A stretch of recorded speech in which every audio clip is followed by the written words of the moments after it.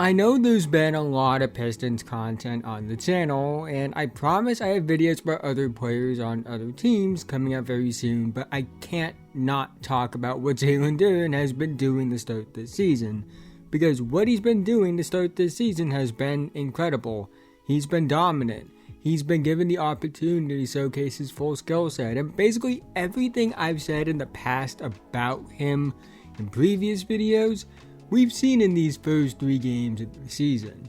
But quickly before we go any further, if you're new and like basketball, I'd really appreciate it if you would like, subscribe, hit the notification bell, notified whenever I release a video. I make videos about basketball all the time, and liking and subscribing are the 2 best ways to help me out in the YouTube algorithm, help support the channel, and help me reach my goal of 10,000 subscribers by the end of the 2024 season. Let's try and get 100 likes on this video so YouTube will recommend it to others. Anyways, let's talk about Jalen Duren.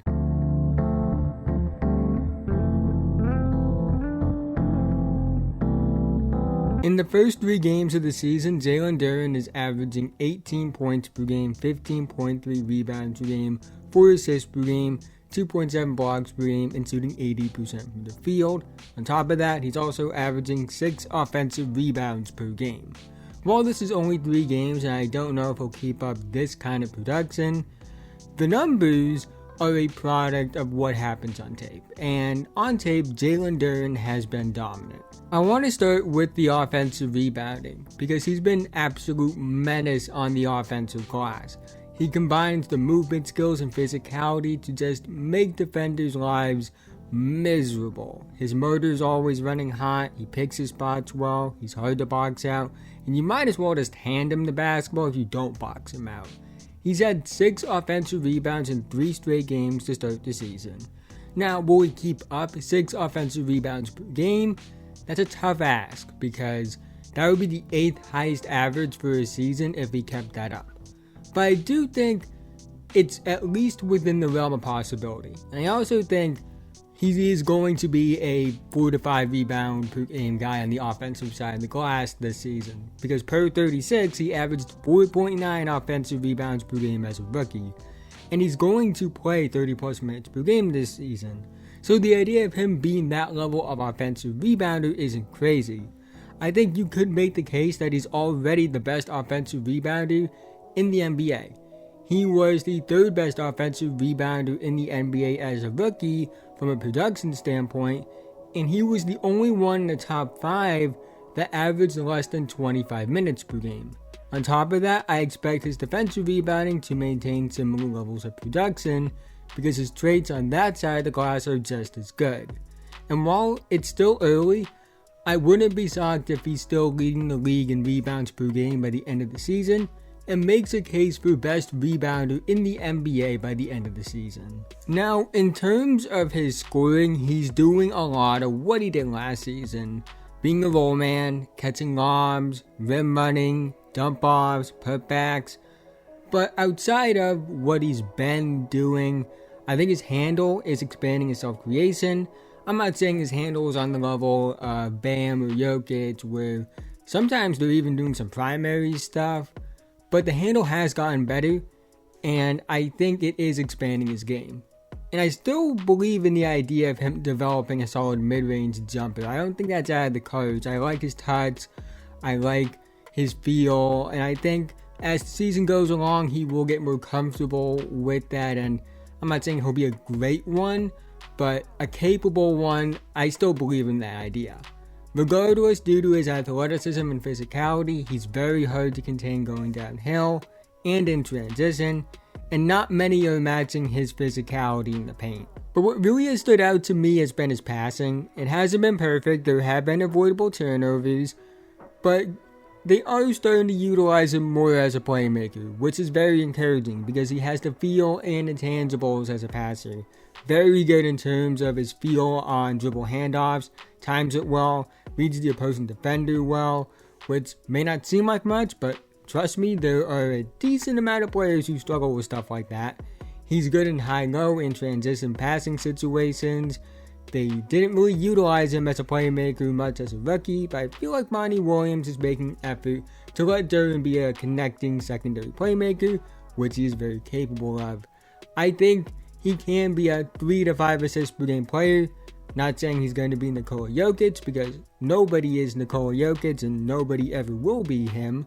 He's on a whole nother level. But I do think he can be a Bam Adebayo level passer. He has the feel and he has the vision. And I'm confident his early assist per game production in year 2, which is 4 assists per game in 3 games, can maintain at a similar rate.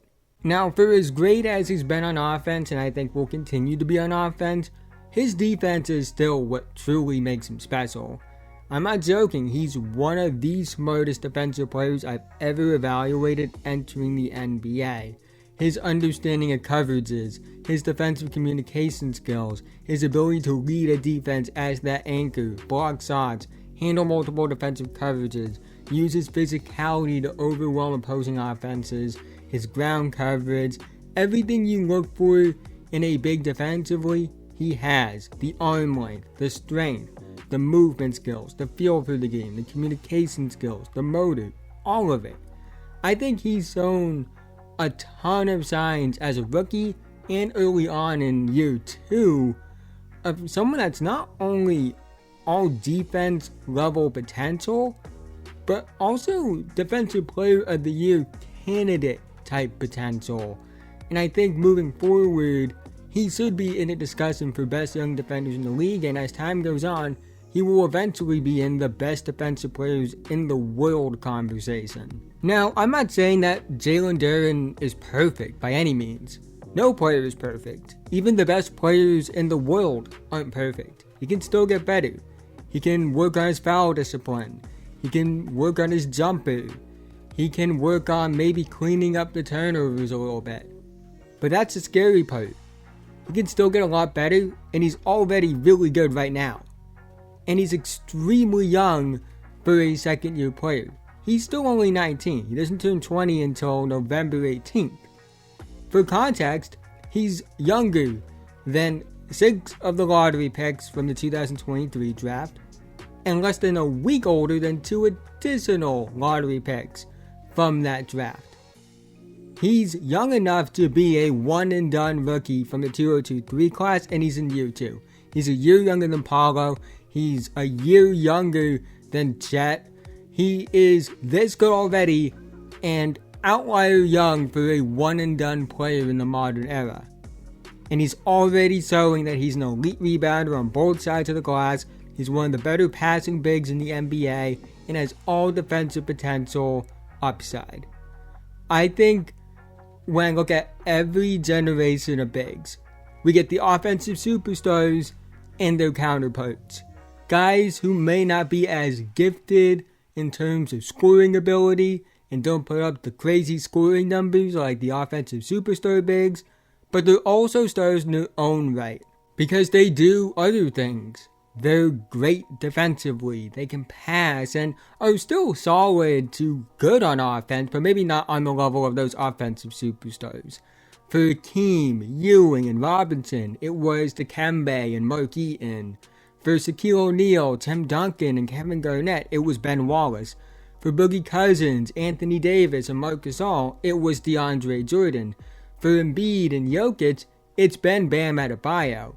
And for guys now like Victor Wembanyama, Chet Holmgren, Evan Mobley, and Paolo Banchero, I think their generation's version of that counterpart star is Jalen Duren. The offensive superstar big has evolved over time, and it's been highlighted for a good reason. But that isn't an overall picture of the evolution of bigs in general.